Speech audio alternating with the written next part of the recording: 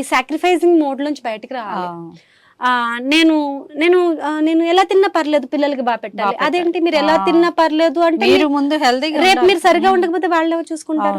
నేను జిమ్కి వెళ్ళను, 1 hour సేవ్ చేస్తాను, నేను ఎక్సర్సైజ్ చేయను, నేను ఆ 1 hour పిల్లలతో ఉంటాను. మీరు జిమ్కి వెళ్ళి ఎక్సర్సైజ్ చేస్తే మీ నడుము, మీ కాళ్ళు, మీ చేతులు ఇంకో 20 ఏళ్ళు బాగా పనిచేస్తాయి వాళ్ళ కోసం కదా.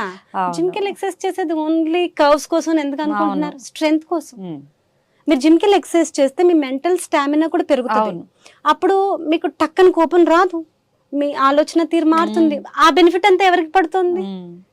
సో ఇప్పుడు ఇవన్నీ సాక్రిఫైస్ చేసి 1 fine day కూర్చోబెట్టి నీకోసం నేను ఏం చేశానో తెలుసా, నేను ఆ ఏజ్ లో జాబ్ వదులుకున్నాను, ఈ ఏజ్ లో నేను జిమ్కి వెళ్ళడం మానేసి నేను పార్క్ తీసుకెళ్లేదాన్ని, నేను పక్కింటోళ్ళతో మాట్లాడేదాన్ని కాదు, ఎదురింటోళ్ళతో మాట్లాడాను కాదు, సరిగ్గా తినేదాన్ని కాదు, అసలు సరిగ్గా బట్టలు కొనుక్కునేదాన్ని కాదు, నిన్నే చూసుకున్నాను. ఇట్లా ఒక రోజు మిమ్మల్ని నిందిస్తారు. అప్పుడు పిల్లలు ఏమంటారు? ఎవరు చేయమన్నారు? ఒకటే మాట, ఎవరు చేయమన్నారమ్మా? నువ్వు కేర్ తీసుకుని ఉండాల్సిందే. నేను ఏమన్నా వద్దన్నానా?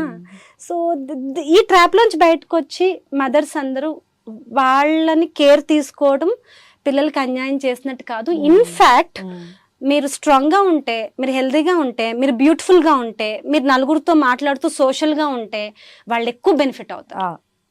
సూపర్. దాని మా అమ్మ బేచారి అని, మా అమ్మ పాపం, మా అమ్మ తినదు, మా అమ్మ మంచిగా డ్రెస్ చేసుకోదు, ఈ బేచారీలోంచి వాళ్ళని మీరు ఏం స్ట్రెంగ్త్ చేస్తారు? మా అమ్మ ఎలా ఉంటుంది తెలుసా? నువ్వు ఎక్కువ మాట్లాడుతూ గుద్దుగుతుంది వచ్చి. మా అమ్మ ఎంత కత్తిలా ఉంటుంది తెలుసా? మా అమ్మ పెళ్ళిందంటే ఎవరు నమ్మరు. ఇవి ఎలా ఉన్నాయి? అవును, ఈ మాటలు ఎలా ఉన్నాయి? బాగున్నాయి. ఇది నేను మా అమ్మతో చెప్తే మా అమ్మ తట్టుకోలేదు, మా అమ్మ చాలా సెన్సిటివ్. ఇది ఎలా ఉంది? లేదంటే మా అమ్మ ఏదైనా చాలా లైట్ తీసుకుంటది, మా అమ్మ లైఫ్ లో ఇన్ని చూసింది, ఇది ఎలా అయిపోయింది? సో నేను అలా పెరిగాను. మా అమ్మకి ఏమైనా చెప్తే తీసుకుంటుందో తీసుకోదు. స్కూల్లో ఎవరైనా ర్యాగింగ్ చేస్తే కాలేజీలో చెప్పాలంటే భయం. ఫస్ట్ తను భయపడిపోతుందేమో, తను బెంగ పెట్టుకుంటుందేమో. చివరికి ఏదైనా గాయం తగిలినా తీసుకెళ్ళి ఇప్పుడైతే అందరూ అమ్మ చూడని చూపిస్తారు, మేమైతే దాచుకునే వాళ్ళం, ఏం లేదు ఏం లేదు ఏం లేదని, అంత సెన్సిటివ్. ఇప్పుడు నేను ఎలా పెంచాలనుకుంటున్నానంటే మా అమ్మ రౌడీ అన్న కూతురు అనుకోవాలి. సూపర్.